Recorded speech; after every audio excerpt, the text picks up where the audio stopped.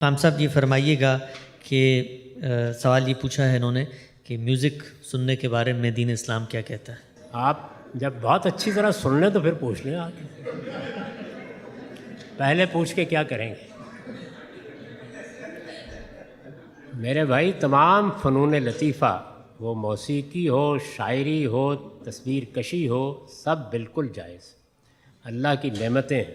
اللہ تعالیٰ نے ان کو زینت کہا ہے اور ان کے بارے میں فرمایا ہے کہ ان میں سے ہر چیز میں نے پیدا ہی ایمان والوں کے لیے کی۔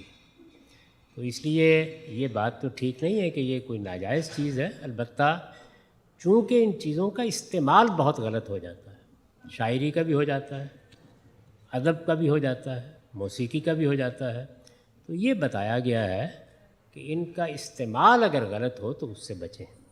یعنی استعمال اگر ولگیرٹی کو فروغ دینے کے لیے ہے، استعمال اگر جنسی ترغیبات پیدا کرنے کے لیے ہے، استعمال اگر لوگوں کی اخلاقیات کو بگاڑنے کے لیے ہے، تو وہ شاعری کا ہو، وہ تصویر کا ہو، وہ موسیقی کا ہو، سب قابل مذمت ہے۔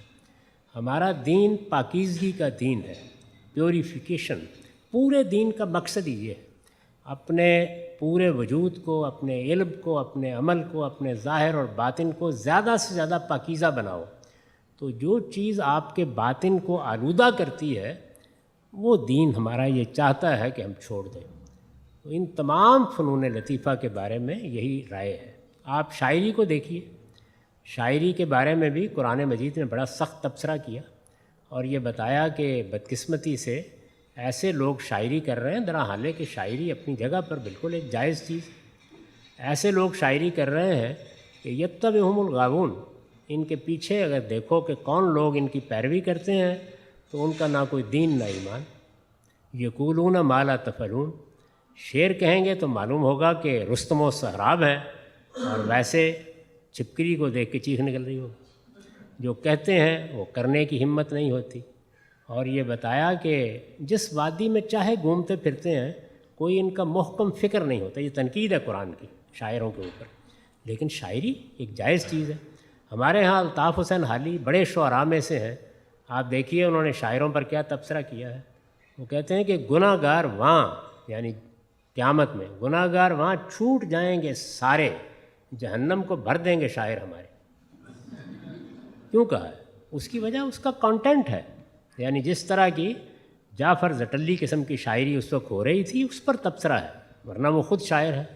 خود اقبال نے اسی طرح شاعری پر بڑے سخت تبصرے کیے ہیں، یہاں تک کہ اسرار خودی میں حافظ پر جو تبصرہ تھا، بگذرز حافظ صحبہ گسار سے جو شعر شروع ہوتے تھے نکال دیے بعد میں، بڑا احتجاج ہوا تھا اس کے اوپر، سخت ترین تبصرہ تھا اس کے اندر۔ تو یہ کانٹینٹ پر تبصرہ ہے، وہ رسول اللہ نے بھی کیا، اور ہر صاحب علم یہ کہے گا کہ فنون لطیفہ میں چونکہ بڑی کشش ہے، آدمی اس کی طرف لپکتا ہے، یہ بہت سی چیزوں کا کیریئر بن جاتے ہیں، تو اس لیے غلط چیزوں کا کیریئر نہیں بننے دینا چاہیے ان کو۔